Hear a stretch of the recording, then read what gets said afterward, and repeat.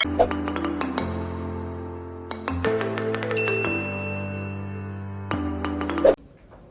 wacan oo wanaagsan idilkiinbaa ku soo dhowaada janalka Xayla Media. maanta waxaan waraysi ka qaaday waraysi meelo badan taabanaya kaasoo Maxamed Macalin Yuusuf oo ku magac dheer Caynaashe ayaan maanta waxaan ka qaaday janalka Xayla Media warbixin dheer taasoo meelo badan taabanaysay ayaa ku wajahan doorashada Soomaaliya iyo madaxweynaha qaranka iyo madaxweynayaasha maamul goboleedyada Soomaaliya kuwaasoo uu la dardaarmay gaar ahaan wuxuu kale oo taabtay shacabweynaha Soomaaliyeed ayuu si gaar ah oo la hadlay in ay gartaan wixii dantooda u ah madaxweynayaashana ama madaxda dalka Soomaaliya uu kula hadlay ama ku dardaariyay ama kula dardaarmay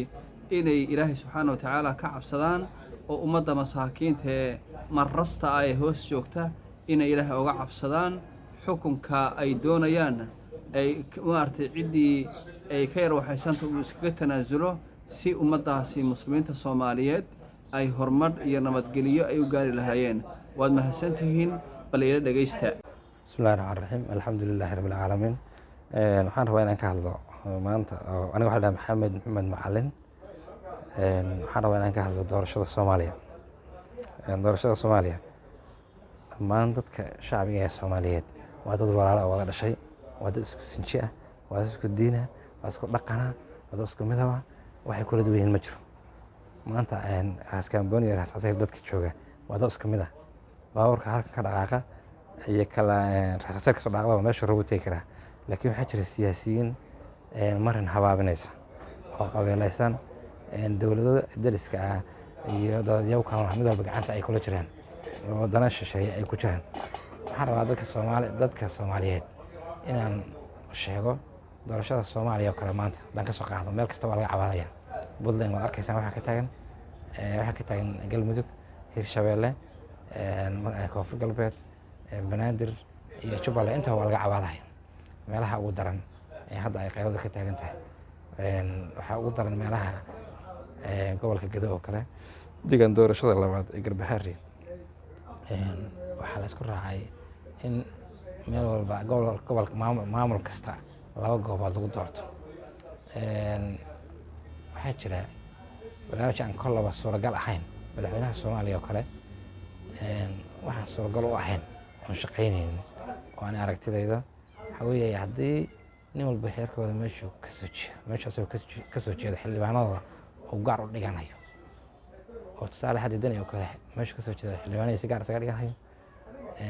qorqor kale meeshuu ka soo jeedo xildhibaanada cadaad uu gaar isaga dhiganayo ninka la yiraahdo Axmedow kale meeshuu ka soo jeedo xildhibaan gaar u dhiganayo waxayna qabsoomiyeen malaha. haddii madaxweynuhu rabo inuu 16 xubnood Garbaharey taala uu u burburiyo dowladda Soomaaliya oo muddo hadda 2 sano u wareersan tahay cilad kale ma jirto. waxa kale oo dhan waa lagu daray balaas baa lagu yiri, laakiin meelaha ugu daran waxa ahaa in 16 xubnood ee Gedo yaa ugu daraa. waxyaabo kale way soo dhamaadeen. haddaan la isu tanaasulin waxba shaqayn mayso. madaxweynaha waxaan leeyahay ummadda Soomaaliyeed bal madaxweyne ka tahay kama tihid Garbaharey iyo Gedo kaliya madaxweyne kama tihid. haddaan dhahdo aniga Garbaharey iyo Gedo 16 gaar rabaana dib Banaadir barag baa kula jooga, xasan sheekh baa jooga, madaxweynaha Sheekh Shariif baa jooga, xildhibaanadooda iyo Abgaal iyo wax ku wada xisaabtamaysaa Soomaalida kula deganeed magaalada madaxda yaa rabtaa inaad wax ka hesho. waxay la tahay marka inaad adigu madaxweynaha tanaasul samayso. midna waxaan leeyahay maamulka Jubbaland waxay xaq u leeyihiin qaata, waxayna xaq u lahayn qaadanina. waxay xaq u leeyihiin dastuurka Jubbaland iyo ka Soomaaliya aan siinayo wax dhaafsan sameynayno. midda kale waxaan rabaa shacbiga degan gobolka Gedo inaan ku dhaho idinku dad waaweyn oo aqal leetihiin intiina waad garanaysaan meesha maamul baa ka jira. waxaa isku dhacay madaxweynaha Soomaaliya iyo madaxweynaha Jubbaland baa isku dhacay. masiirkiinii iyo deegaan doorashadiinii iyo dadnimadkiinii iyo deegaankiiba in dadkii colaad loo geliyo oo dad walaalo oo derisa oo xoolahooda isdhex daaqayo oo ganacsigooda ay guryahooda deris yihiin isla wada degan oo beertooda deris tahay geeloodii iyo lo-doodii iyo ceelashooda isdhex degan yihiin laba nin madaxweynaha soomaaliya oo dan leh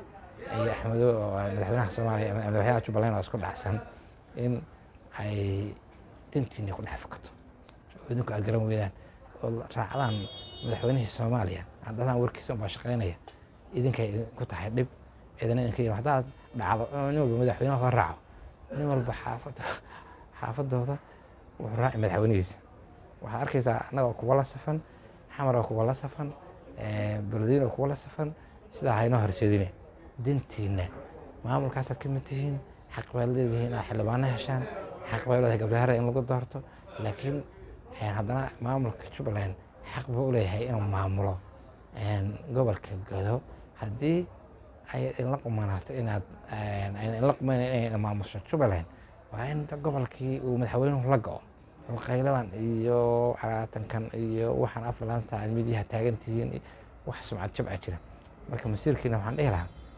ku soo ururin lahaa reer Gedo idinku tashta odayaal baad leedihiin culimaad leedihiin baarlamaan baad leedihiin ugaasiyaad leedihiin haddayna dantiina jubbaland ku jirin ku biira koonfur galbeed codsi geysa waxaa anagu kuma waxayn karnee koonfur galbeed ku biira ilaan hal gobol maamul state gaar looma aqoonsan karo dalka soomaaliya aan qabin haddaad rabtaa information keliya aad shaqaysaan haddii annaguna waxaan la shaqaynaynaa un axmedoobe qolada hawiyana waxaan la shaqaynaynaa un xasan sheekh sidaa dantii soomaaliya yaa ku dhumaysa waa inaad ogolaato in lagu maamulo si aad wax u maamusho aad baad umahadsantihiin intaasaan rabaa inaan kusoo koobo. السلام عليكم ورحمة الله وبركاته.